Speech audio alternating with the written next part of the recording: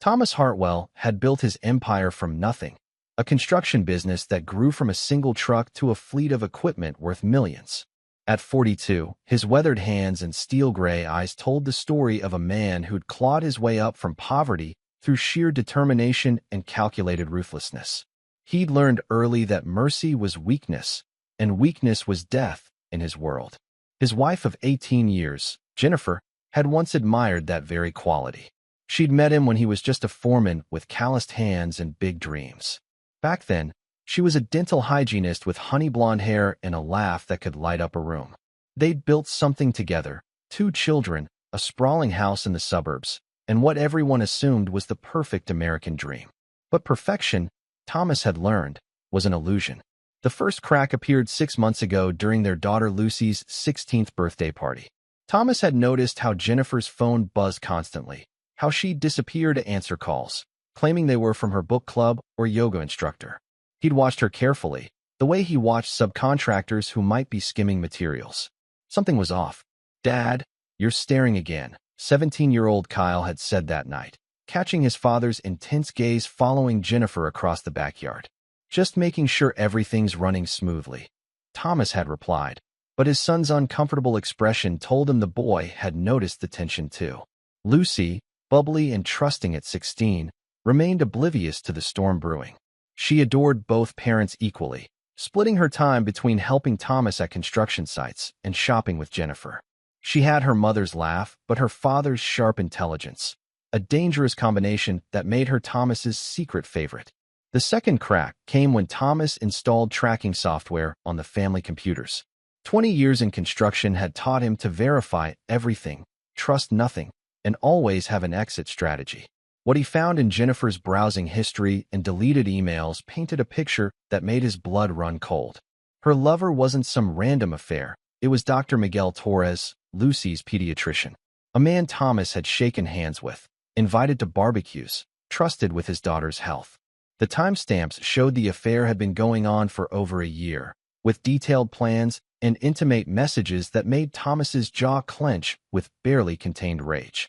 But Thomas Hartwell hadn't survived the cutthroat construction world by acting on impulse. He was a planner, a strategist.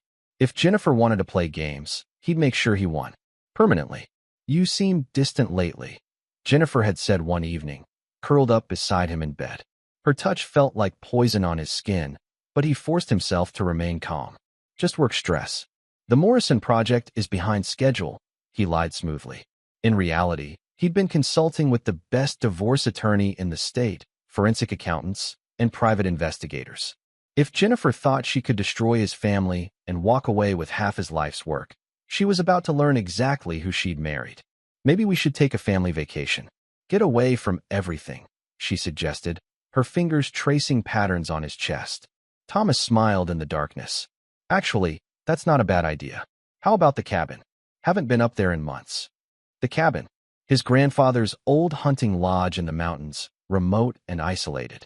The place where Thomas had learned to shoot, to hunt, to understand that sometimes violence was the only solution to certain problems. Where he'd decided, even as a boy, that he would never be weak like his father, a man who'd let life beat him down until he drank himself to death. The kids would love that, Jennifer agreed, and Thomas could practically hear the relief in her voice. Probably thinking a family trip would throw him off the scent. 3 weeks later, Thomas received the call that would change everything. Chapter 2. The Unraveling. Thomas was reviewing blueprints in his office when his phone rang with an unknown number. The voice on the other end was distorted, electronic, like something from a nightmare. "Your cabin. Now. The people your son brought up." The line went dead. Without hesitation, Thomas grabbed his keys and ran for his truck. The cabin was 90 minutes away on a good day, but he'd make it in 60. Something in that voice, cold, threatening, triggered every protective instinct he'd developed over 4 decades of hard living. His mind raced as he pushed the speedometer past 100 miles per hour. Kyle had asked to take some friends to the cabin last weekend. Thomas had said yes, thinking it would be good for the boy to have some independence. But what friends? And why did that voice sound so ominous? The winding mountain roads blurred past as fragments of memory surfaced. Kyle had been acting strange lately, jumpy, secretive, avoiding eye contact. Jennifer had brushed it off as typical teenage behavior, but Thomas had noticed the boy's hands shaking when he thought no one was looking. There were also phone calls Kyle would take outside, conversations that stopped abruptly when anyone approached. 45 minutes later, Thomas's truck skidded to a halt in front of the cabin. His heart hammered when he saw Jennifer's car already there, along with Kyle standing beside her. Both of them positioned like guards in front of the cabin door. "Dad, you can't," Kyle cried out as Thomas approached, his voice cracking with desperation. "They're not human," Jennifer screamed, her face pale with terror. But there was something else in her expression, guilt, shame, and fear that went beyond whatever was happening inside. "They made us watch them do it. To your daughter," she continued, and those words hit Thomas like a physical blow. "Lucy, his sweet, innocent Lucy. Get out of my way," Thomas growled, but Kyle stepped forward, tears streaming down his face. "Dad, please, you don't understand." Thomas didn't hesitate. He'd taught his son that respect was earned through strength, and right now Kyle was standing between him and Lucy. He shoved the boy aside with enough force to send him sprawling, then kicked in the cabin door with a sound like thunder. The scene inside would haunt him forever. Lucy sat in the corner, alive but changed. Her clothes were intact, but her eyes, those bright, trusting eyes, were hollow, distant. Around her were three men Thomas had never seen before, all wearing identical masks that looked almost reptilian. But what made his blood freeze wasn't their appearance. It was the video equipment set up around the room, the cameras, the lights. And on one of the laptops, a live stream with hundreds of viewers and chat messages scrolling by in real time. Thomas's vision turned red. In one fluid motion, he grabbed the hunting rifle from its mount on the wall and chambered around. The masked figures turned toward him, but there was no fear in their movements, only cold calculation. "Step away from my daughter," Thomas said, his voice deadly calm. That's when he noticed the worst detail of all: Kyle's backpack in the corner, money scattered around it, and his son's voice from outside yelling something about payment and schedules. His own son had sold Lucy to these monsters. Chapter 3: The Perfect Storm. The police arrived 20 minutes after Thomas's call, but by then the masked men had vanished like smoke. The video equipment remained, along with enough evidence to paint a picture that made even the hardened detectives sick. What they found on the computers wasn't just local. This was part of a sophisticated network that had been operating for years. Detective Rosa Martinez, a 15-year veteran with kind eyes and steel determination, took Thomas aside while the crime scene team worked. "Mr. Hartwell, I need to ask some difficult questions," she said gently. "Did you know your son was involved in this?" Thomas's jaw tightened. "I'm still processing that information. The money we found suggests he was paid to bring your daughter here. The digital evidence shows this wasn't the first time he'd made contact with these individuals." Through the cabin window, Thomas watched Kyle sitting in a police car, no longer crying. The boy's face had gone blank, almost defiant. Jennifer paced nearby, arguing with another officer about lawyers and constitutional rights, not for Lucy, but for Kyle. "What about my wife?" Thomas asked. Detective Martinez consulted her notes. "According to the preliminary interviews, she and your son arrived here together about an hour before you did. She claims she came to stop what was happening, but..." She hesitated. "But what?" "Mr. Hartwell, we found text messages between your wife and your son going back weeks. She knew what he was planning." The betrayal hit him like a sledgehammer. Not just Kyle's greed and twisted thinking, but Jennifer's willing participation. His wife, the mother of his children, had helped orchestrate Lucy's destruction. "There's more," Martinez continued. "We believe your wife's relationship with Dr. Torres is connected to this network. He's been under federal investigation for 3 months. Thomas felt something cold and final settle in his chest.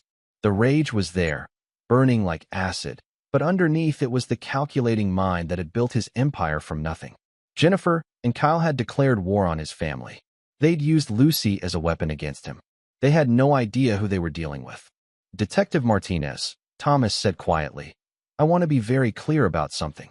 I will cooperate fully with your investigation. I want these animals caught and prosecuted to the fullest extent of the law." "I'm glad to hear that, Mr. Hartwell. But I also want you to understand that if the legal system fails my daughter, if these people walk free on technicalities or plea bargains, I will handle this matter myself." Martinez studied his face for a long moment. Mr. Hartwell, I can't. I'm not asking for your permission, Thomas interrupted. I'm telling you that my daughter's safety and justice come before everything else. Everything. Later that night, as Lucy slept heavily under sedation at the hospital, Thomas sat in his truck outside their house. Kyle was in juvenile detention pending charges. Jennifer was staying at her sister's place, claiming she needed space to process what had happened. But Thomas knew the truth. She was with Torres, probably planning their next move, maybe even preparing to flee the state. They thought they'd won something by destroying Lucy, thought they'd broken him. They were about to learn the difference between hurting Thomas Hartwell and making him their enemy. He pulled out his phone and made a call to Billy Rourke, an old friend from his Army days who now ran a very specialized consulting business. Billy, it's Thomas. Remember that favor you owe me? I'm ready to collect. Chapter 4. The Network Revealed. 2 weeks after the cabin incident, Thomas had transformed from grieving father to meticulous hunter. His construction business continued running smoothly. He'd built it to function without constant oversight, while he focused entirely on gathering intelligence about the network that had targeted Lucy. Billy Rourke proved invaluable. The grizzled ex-Special Forces operator had spent the last decade in the gray areas between legal and necessary, and his contacts ran deep in both law enforcement and less savory circles. Your boy Kyle wasn't recruited randomly, Billy explained during their meeting at a diner outside town. This Torres has been grooming families for years. Targets kids from wealthy families, usually ones with marital problems. Classic predator playbook. Thomas stirred his coffee methodically. How many families? At least 12 that we can confirm. The feds are building a RICO case, but that'll take years. These people know how to cover their tracks. And my wife. Billy's expression darkened. She's been feeding Torres information about Lucy for over a year. Doctor visits, school schedules, psychological evaluations. Everything he needed to assess her as a target. The revelation hit Thomas like ice water. Jennifer hadn't just betrayed their marriage. She'd actively participated in targeting their daughter. The woman he'd shared a bed with for 18 years had been planning Lucy's destruction while making breakfast and asking about his day. There's something else, Billy continued. Torres has been recording everything. Not just the kids, the parents too. Blackmail material. Your wife and son are both on those recordings, and from what my source tells me, they're not victims. Thomas's hand tightened on his coffee cup until his knuckles went white. Where are these recordings? That's where it gets interesting. Torres keeps everything on encrypted servers, but he's paranoid about digital evidence. The real insurance policies, the ones that could destroy judges, politicians, other high-profile clients, those are kept on physical drives in a safe house. Where?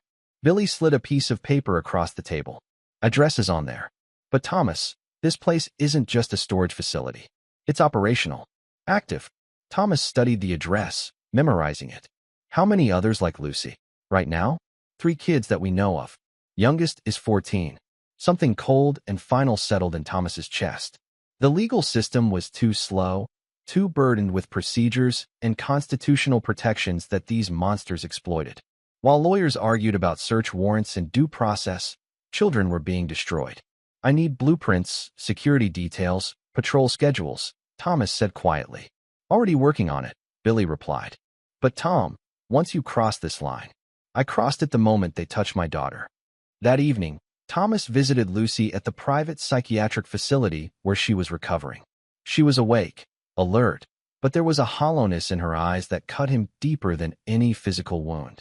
Daddy, she said softly when he entered her room. Hey, sweetheart. He sat beside her bed, careful not to move too quickly.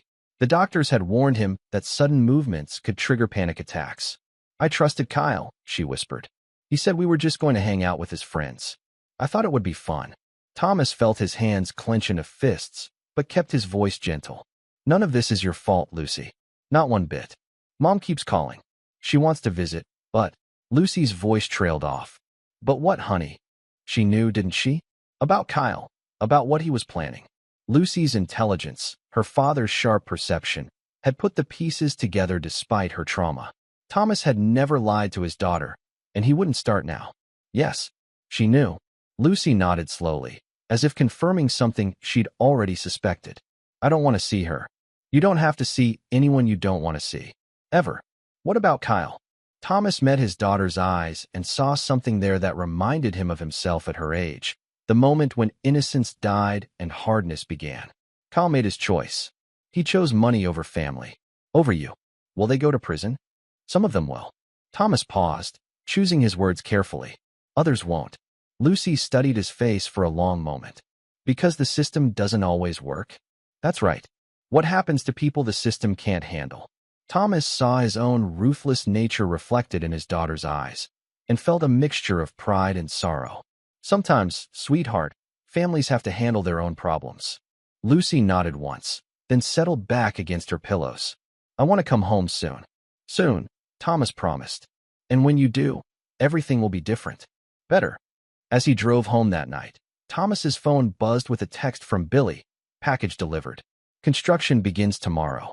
The package contained everything he needed: blueprints, guard schedules, security camera locations, and detailed intelligence on the safe house's operations. Tomorrow, he would begin the work of justice that the courts couldn't provide. But first, he had one more visit to make. Chapter 5. The Face of Evil. Thomas found Dr. Miguel Torres exactly where Billy's intelligence had predicted, at a high-end restaurant downtown, dining with Jennifer. Through the window, he watched his wife of 18 years laugh at something Torres said, her hand covering his across the table. The sight should have brought rage, but instead Thomas felt only cold clarity. Jennifer looked relaxed, happy even, just 2 weeks after their daughter's traumatic assault. She'd traded in her family for a predator who sold children, and she seemed perfectly content with the arrangement. Thomas waited until they left the restaurant, following Torres's Mercedes at a careful distance. The doctor lived in an upscale neighborhood, the kind of place where concerned citizens minded their own business and security cameras were mostly for show. At 2 a.m., Thomas let himself into Torres's house through the garage. Billy's contacts had provided security codes along with everything else. He moved through the darkened rooms like a ghost, his construction worker's knowledge of building layouts serving him well. Torres slept alone. Jennifer was apparently maintaining the pretense of separation while the legal proceedings continued. Thomas stood beside the bed for a long moment, studying the man who had orchestrated his family's destruction. Torres was smaller than he'd appeared in the office, soft where Thomas was hard, weak where Thomas was strong. This pathetic creature had destroyed Lucy's innocence and turned Kyle into a monster, had convinced Jennifer to betray her own daughter. Thomas pressed a cloth soaked in chloroform over Torres's mouth and nose, holding it until the man went limp. Then he loaded him into the construction van parked in the garage and drove to a special location Billy had prepared, an abandoned warehouse on the outskirts of town. When Torres woke up, he was chained to a chair in the center of an empty room. Construction lights hung from the ceiling, casting harsh shadows that made everything look like a crime scene, which, Thomas reflected, it was about to become. Mr. Hartwell, Torres said, his voice surprisingly steady. This is highly irregular. So is selling children, Thomas replied, settling into a chair across from him. Let's talk about Lucy. I have no idea what you're referring to. I'm Lucy's pediatrician. If someone has made allegations. Thomas pulled out his phone and played a video Billy had obtained from the federal investigation. Torres's voice was clear as he discussed pricing and scheduling with someone off camera. The blonde one, the Hartwell girl, she's perfect. Naive, trusting, isolated. Her brothers already agreed to the arrangement. Torres's face went pale as his own words played back. That's taken out of context. It's not what it sounds like. Really? Thomas stood up and walked slowly around the chair. Because it sounds like you and my wife spent months planning to destroy my daughter. It sounds like you turned my son into a pimp. Your wife came to me. She was the one who suggested. Suggested what? Torres's composure finally cracked. She said you were abusive, that you beat her, that you threatened the children. She wanted protection, and the only way I could help was if we had leverage against you. Thomas laughed, a sound like breaking glass. And selling Lucy to be raped on camera was protection? It wasn't supposed to go that far. The plan was just photographs, something to ensure you couldn't hurt Jennifer in the divorce. But then you saw an opportunity to make money. Torres said nothing, but his silence was confirmation enough. Here's what's going to happen, Thomas said, returning to his chair. You're going to tell me everything. Every client, every victim, every collaborator. You're going to give me access to all your files, all your recordings, all your insurance policies. I can't do that. These people would kill me. Miguel, Thomas said softly, look around. You think they're scarier than I am. For the next 4 hours, Torres talked. He revealed a network that reached into law enforcement, politics, and high society. Judges who looked the other way in exchange for private screenings. Politicians who received custom content featuring specific types of children. Wealthy business owners who paid premium prices for exclusive access. Most shocking of all were the recordings Torres kept of his adult collaborators, including extensive footage of Jennifer and Kyle discussing Lucy's psychological profile, her schedule, her vulnerabilities. She was so eager, Torres whispered, his voice broken from hours of confession. Your wife? She provided details I never would have thought to ask for. Lucy's favorite foods, her fears, what would make her compliant. Thomas felt something snap inside his chest, the last restraint holding back 18 years of trust and love. Jennifer hadn't just betrayed him. She'd actively participated in planning their daughter's destruction with the enthusiasm of a true believer. One more question, Thomas said. The other children currently in your network. Where are they? Torres gave him 3 addresses, whimpering as he spoke. Thomas stood up and walked to a workbench where Billy had left certain tools. Thank you for your cooperation, Miguel. You've been very helpful. What happens now? Do I go to prison? Thomas picked up a hammer and tested its weight. No, Miguel. You don't. 20 minutes later, Thomas made a phone call to Billy. Package ready for disposal. Begin Phase 2. Phase 2 was already in motion. While Thomas had been interrogating Torres, Billy's team had been systematically hitting the safe houses, rescuing the children, and securing the evidence. But that was just the beginning. The real justice was about to begin. Chapter 6, Blood and Reckoning. By dawn, Billy's team had extracted all 3 children from Torres's network and delivered enough evidence to federal authorities to dismantle the entire operation. But Thomas wasn't interested in legal victories anymore. He wanted biblical justice. Jennifer arrived at what used to be their family home at 8 a.m., using her key as if nothing had changed. She probably expected to find Thomas at work and the house empty. Instead, she found him sitting at the kitchen table with a cup of coffee and a tablet displaying security footage from Torres's house. Thomas, what are you doing here? I thought you were staying at the hotel while. She stopped speaking when she saw the tablet screen.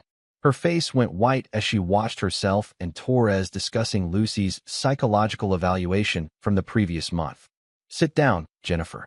Thomas said without looking up. I can explain. Sit down. The tone of his voice, cold, final, deadly, made her obey instinctively. She'd heard him use that voice with subcontractors who tried to cheat him, with competitors who threatened his business. She'd never had it directed at her. Miguel's missing, she said carefully. I know. The police think he might have fled the country. There was evidence of federal investigations, money laundering. Jennifer. Thomas finally looked at her, and she recoiled from what she saw in his eyes. I have recordings of you planning our daughter's assault. I have financial records showing payments you received. I have video of you laughing about it afterward. Jennifer's hand flew to her throat. That's not. We never meant for it to go that far. It was supposed to be just pictures, just something to help with the divorce. Help with the divorce by destroying Lucy? You don't understand the pressure I was under. You're so controlling, so demanding. I needed something to ensure you couldn't take the children away from me. Thomas stood up slowly. You were worried I might take the children away from you. So you decided to have Lucy sexually assaulted on camera? It wasn't supposed to happen. Miguel promised it would just be photographs, just evidence of inappropriate behavior that we could say was your fault. The confession hung between them like poison. Jennifer realized too late what she'd admitted. My fault, Thomas repeated.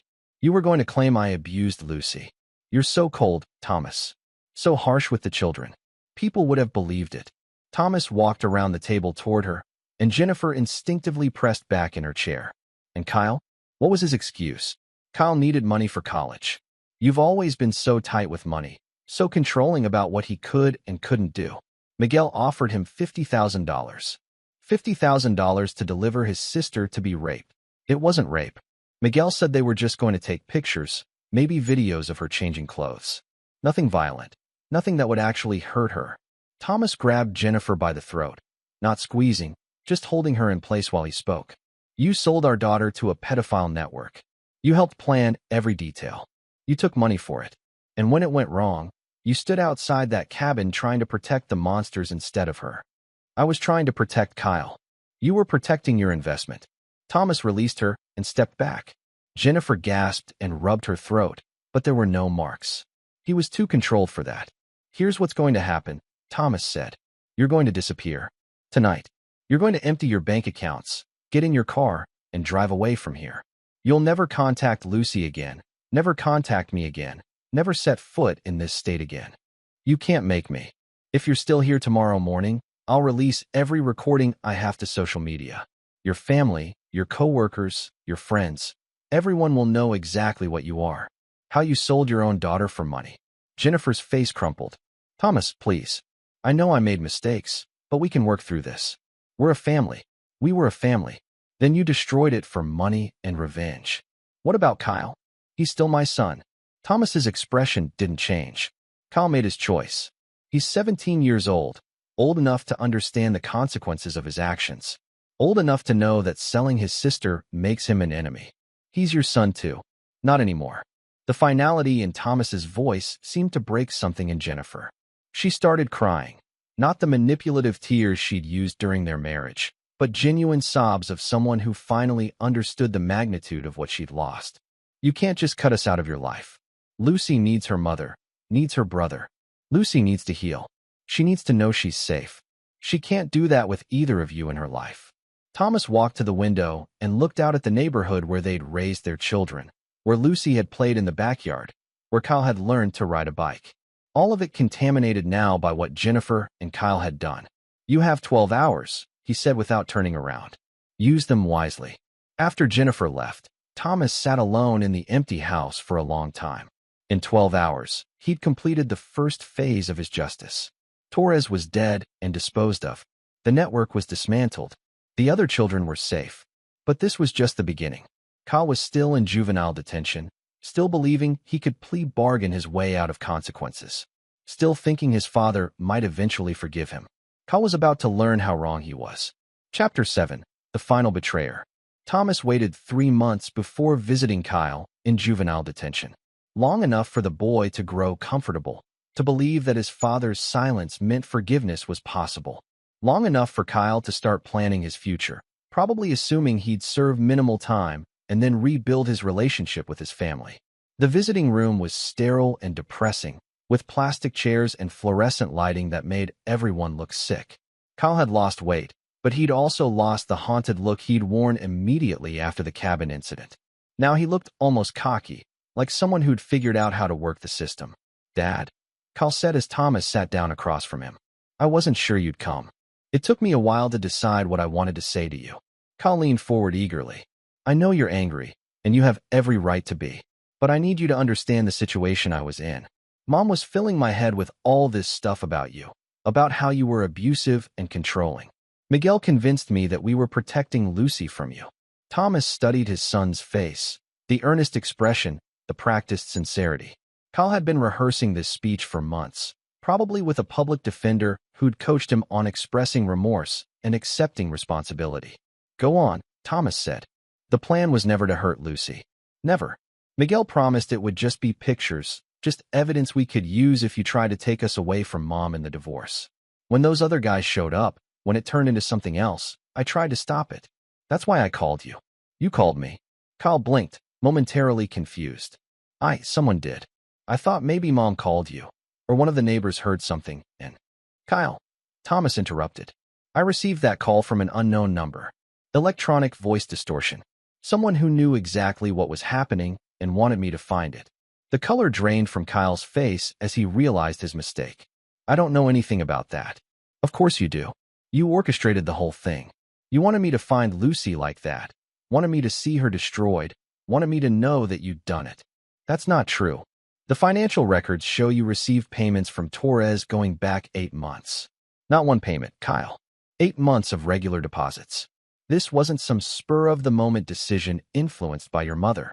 Kyle's composure finally cracked. You don't understand the pressure I was under. Do you know what it's like being your son?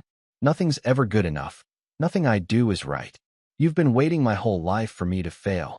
So you decided to destroy your sister instead of proving me wrong? I wanted to hurt you the way you hurt me. Every day, with your criticism and your impossibly high standards and your constant disappointment. There it was, the truth Thomas had suspected but hoped he was wrong about. Kyle hadn't been manipulated or pressured. He'd been motivated by pure malice, by a desire to inflict the maximum possible damage on his father through the one person Thomas loved unconditionally.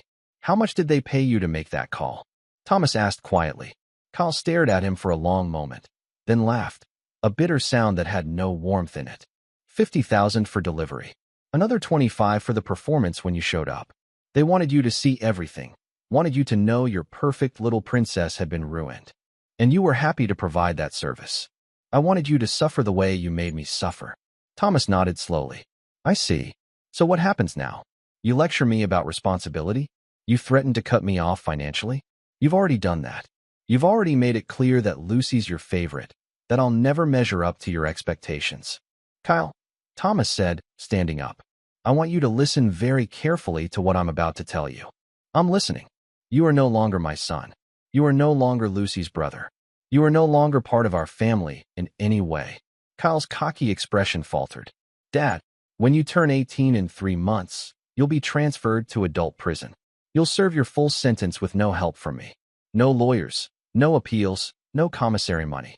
Nothing. You can't just abandon me. When you get out, if you get out, you'll be completely on your own. No family connections, no financial support, no second chances. Kyle stood up, his face flushing red. I'm your son. You can't just throw me away. You threw yourself away when you sold Lucy. You stopped being my son the moment you took money to destroy her. Everyone makes mistakes. Everyone deserves forgiveness.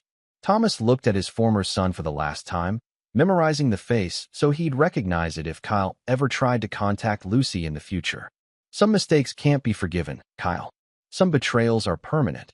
What about Mom? She was part of this too. Your mother is gone. She won't be coming back. Gone where? Thomas didn't answer. He simply turned and walked toward the exit, leaving Kyle standing alone in the visiting room.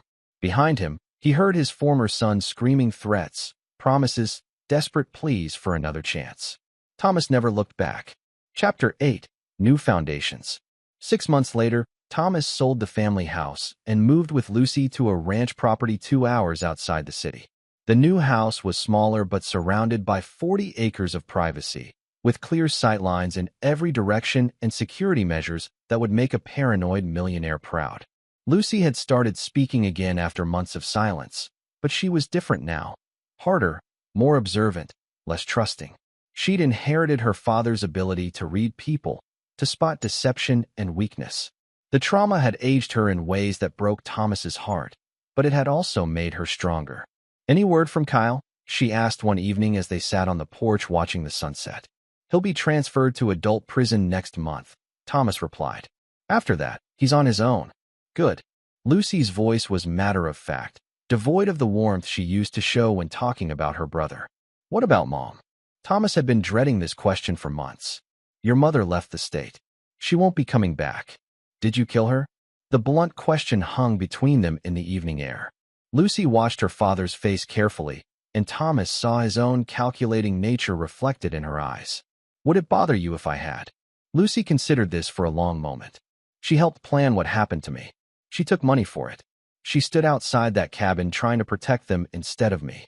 That's right. Then no, it wouldn't bother me. Thomas felt a mixture of pride and sorrow at his daughter's response. She'd learned the most important lesson he could teach her, that family was defined by loyalty, not blood, and that some betrayals could never be forgiven. Your mother is alive, he said finally, but she's not our family anymore. Like Kyle. Like Kyle. They sat in comfortable silence for a while, watching the sky turn purple and gold. In the distance, Thomas could see the lights of the new security system he'd installed, motion sensors, cameras, and other measures to ensure they were never surprised again. Dad, Lucy said eventually. Yeah, I want to learn to shoot. Thomas smiled, the first genuine smile he'd felt in months. I think that's a good idea. And I want to know how to spot liars. I can teach you that too. And I want to understand how you found those men, how you made them pay for what they did. Thomas turned to look at his daughter, really look at her. She was 17 now, but her eyes held depths that most adults never reached. The trauma had burned away her innocence, but it had also revealed the steel underneath. That's a longer conversation, he said carefully. I have time. Some knowledge comes with responsibilities, Lucy. Once you know certain things, you can't unknow them. I already know what people are capable of. I've seen it firsthand. Thomas nodded slowly. In that case, we'll start tomorrow. Over the following months, Thomas taught Lucy everything he'd learned about justice, about protecting what mattered, about the difference between legal and right. He showed her how to research targets, how to gather intelligence, how to plan operations that left no traces. She learned quickly, too quickly, sometimes. Her questions grew more sophisticated, her suggestions more ruthless. When she asked about explosives, about surveillance equipment, about ways to make people disappear permanently, Thomas realized he was raising a weapon. But after what she'd endured, after what their family had survived, maybe that was exactly what the world needed. Chapter 9, Legacy of Steel. 2 years after the cabin incident, Thomas received a phone call that changed everything. Detective Martinez, now a close friend and occasional consultant on matters requiring discretion, had troubling news.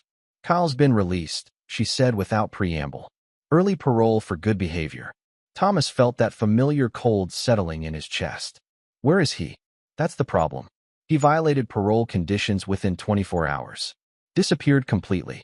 But Tom, we found evidence he's been in contact with some very dangerous people. What kind of people? The kind who specialize in revenge for hire. The kind who know you were responsible for dismantling Torres's network. That evening, Thomas called a family meeting, which now consisted of just him and Lucy. At 19, she'd grown into a formidable young woman who split her time between studying criminal justice and what she euphemistically called research projects for her father's consulting business. Kyle's out, Thomas said simply. Lucy looked up from the surveillance reports she'd been reviewing. How long before he makes his move? Unknown. But we need to assume he's coming. Good, Lucy said, and Thomas heard his own ruthlessness in her voice. I've been waiting for this conversation for 2 years. They spent the next 3 hours planning. Lucy had ideas that impressed even Thomas with their thoroughness and brutality. She'd been thinking about Kyle for a long time, working through scenarios and contingencies with the patience of a natural predator. He'll try to get to me first, she said, spreading blueprints across the kitchen table. He knows that's the way to hurt you most. Which is why you're not going to be available for targeting. Lucy smiled, an expression that would have terrified her former mother and brother. Oh, I'll be available. But it'll be a trap. The trap was elegant in its simplicity. Lucy enrolled in night classes at the community college, establishing a predictable routine that Kyle could observe and plan around. But what Kyle wouldn't know was that Lucy had been training with Billy Rourke for 18 months, learning everything an ex-Special Forces operator could teach about close combat, weapons handling, and psychological warfare. The classroom where Lucy attended her supposed accounting class was actually a carefully constructed kill box, with multiple exit routes, concealed weapons, and surveillance equipment that would record everything for legal purposes. Kyle took the bait 3 weeks later. He waited until Lucy was walking to her car after class, probably planning to grab her in the parking lot where there were few witnesses. But as he approached from behind, Lucy spun around with fluid grace and put a knife to his throat before he could react. Hello, brother, she said softly. Kyle froze, his eyes going wide as he realized the trap he'd walked into. Around the parking lot, Thomas's people emerged from concealment. Billy Rourke and 3 of his associates, all armed and positioned to prevent escape. Lucy, Kyle whispered, you don't understand. I've changed. I want to make things right. Really? Lucy pressed the knife a little deeper, drawing a thin line of blood. Is that why you've been casing our house for the past week? Is that why you've been asking questions about Dad's business associates? I just wanted to talk to you. You wanted to finish what you started at the cabin. Thomas stepped out of the shadows, his face impassive as he looked at the boy who used to be his son. Kyle was 20 now, but prison had made him harder, more desperate. There was a wildness in his eyes that suggested he'd learned new forms of violence during his incarceration. Kyle, Thomas said simply. Dad. Kyle's voice was steady despite the knife at his throat. I know you hate me. I know you'll probably kill me. But before you do, I want you to know something. I'm listening.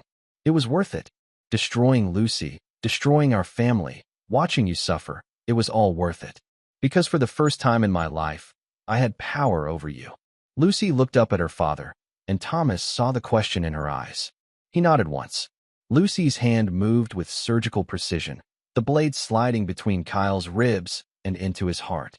He was dead before he hit the ground, his face locked in an expression of surprise. "Well done," Thomas said, and meant it. Billy's team moved efficiently to clean up the scene, while Thomas and Lucy stood over Kyle's body. There was no grief, no regret, no sense of loss. Kyle had stopped being family the moment he chose money over loyalty. This was simply the completion of justice that had been delayed too long. "What happens now?" Lucy asked. "Now we go home," Thomas replied, "and we continue the work." The work was a growing consulting business that specialized in problems the legal system couldn't handle. Families who'd been failed by courts and law enforcement came to Thomas and Lucy with their desperate situations, and the father-daughter team provided permanent solutions. They were selective, taking only cases where the evidence was overwhelming and the stakes were life or death. But in a world where monsters hid behind legal technicalities and constitutional protections, Thomas and Lucy Hartwell provided something precious: absolute justice. As they drove home that night, Lucy asked the question that had been on her mind for months. "Do you ever regret how we handled Mom?" Thomas considered this carefully. "Your mother made her choice when she decided to sell you for money. Everything that happened after that was just consequences. But do you regret it?" "No," Thomas said simply. "Some people can't be redeemed, Lucy. Some people choose to be monsters. When that happens, the only question is whether you're strong enough to do what needs to be done." Lucy nodded, satisfied with the answer. She'd learned the most important lesson Thomas could teach her: that strength without mercy was the only way to protect what mattered. In the rearview mirror, the lights of the city faded behind them. Somewhere out there were other families facing impossible choices, other children who needed protection from predators the system couldn't touch. Thomas and Lucy Hartwell would be ready for them. After all, justice was a family business. This is where our story comes to an end. Share your thoughts in the comments section. Thanks for your time. If you enjoy this story, please subscribe to this channel. Click on the video you see on the screen, and I will see you there.